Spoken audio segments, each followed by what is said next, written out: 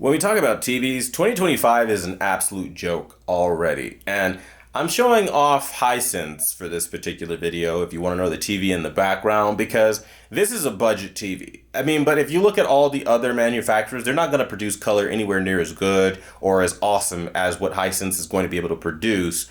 Again, for the kind of money. And when I say other manufacturers, I mean LG with their LED line, that you might as well throw it in the trash. Samsung with their QLED line, trash. Sony with their LED TVs, trash. It gets to the point where not even the Bravia 9 will be able to compete with this. And only people, and I mean this, the only people that will argue that are the Bravia 9 owners that already sank their money into a sinking ship that does not have color worth a damn. It's so sad to see the state of high-end LED televisions because there's no reason why we shouldn't have Hisense U8G or U8QG level televisions out of every single one of them. The only thing that I'm noticing is that every year they try to pump out an OLED. LG, Samsung, and Sony pump out OLEDs, and then that's supposed to be the end-all to be-all.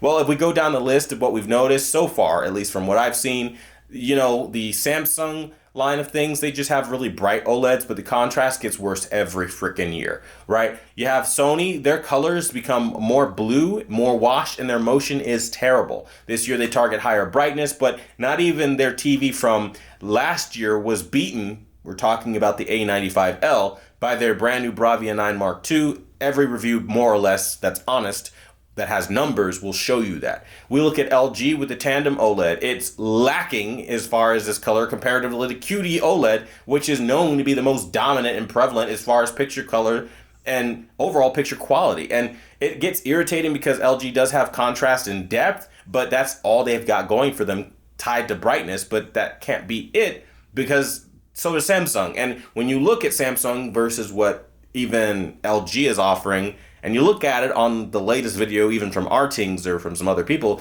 you can kind of notice some differences. And everybody is telling you straight up, like since the beginning of the year, tandem OLED is not going to beat quantum dot OLED as far as color reproduction. Not the throw, not the shades, not the color gamut, not the color volume. It's not going to beat it. So why are you paying more? I don't know. That's a choice. And it gets irritating because then outside of that, then you have the budget TVs, right? Like the TCL Q6MK, which is fantastic, but high-end owners aren't going to want that TV. Then you look at something like, I don't know, the QM7K. That's trash. That whole TV sucked. I wouldn't recommend that at all.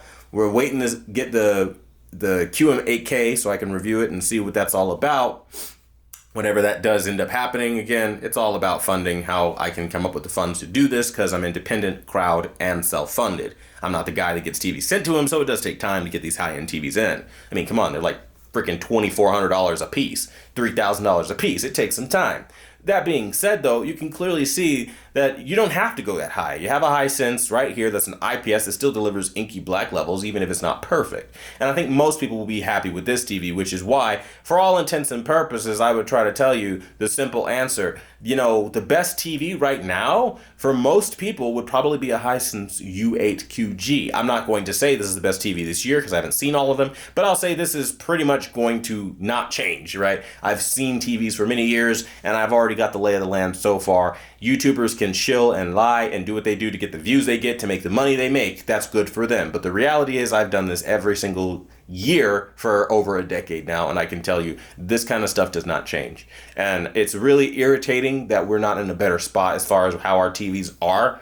I know a lot of people are even looking at last year's models. I'd still say the S95D, everybody should run out and go buy one of those. Doesn't matter if you like the matte screen or not, the picture quality trumps literally everything else I've put it up against to a good degree, to a point where I would say go with the Samsung S95D if you wanted a better TV. As far as 2025 though, so far it ain't looking very good. I don't know if they're going to make better models later on in the year, but so far this is just what it is. The TV manufacturers have gotten lazy, hiding behind everything from freaking COVID in 2020 to even 2025, talking about, oh, we have issues with getting chips supplied. Oh, now the tariffs are making it harder. There's an excuse for everything so that they can underdeliver and still charge the same or more, like we've seen in Sony's case.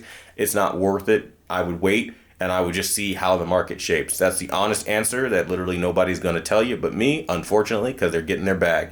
Don't be stupid. Save your money And again, don't overspend, because these things aren't worth more than maximum $3,000. And you're really pushing it, because next year they're going to be discontinued and nobody's going to talk about it. And your proof is how many people are talking about the TV you have right now, when at one point everybody thought it was a hot model in some way, shape, and or form. That being said, hopefully this video finds you guys well. We'll continue to review and let you guys know as the time goes on, but so far I would say right now I wouldn't buy anything yet. I would just kind of wait for sales, because these TVs are not really worth that much. And if you do buy something, the only real recommendation I could give at this point for a 2025 TV would be for the Hisense U8QG, even with its issues. But that being said, let me know what you guys think about this in the comments down below. And as always, I want to thank you guys for watching, the #1 brand in honesty. And until the next video, I'll see you guys later.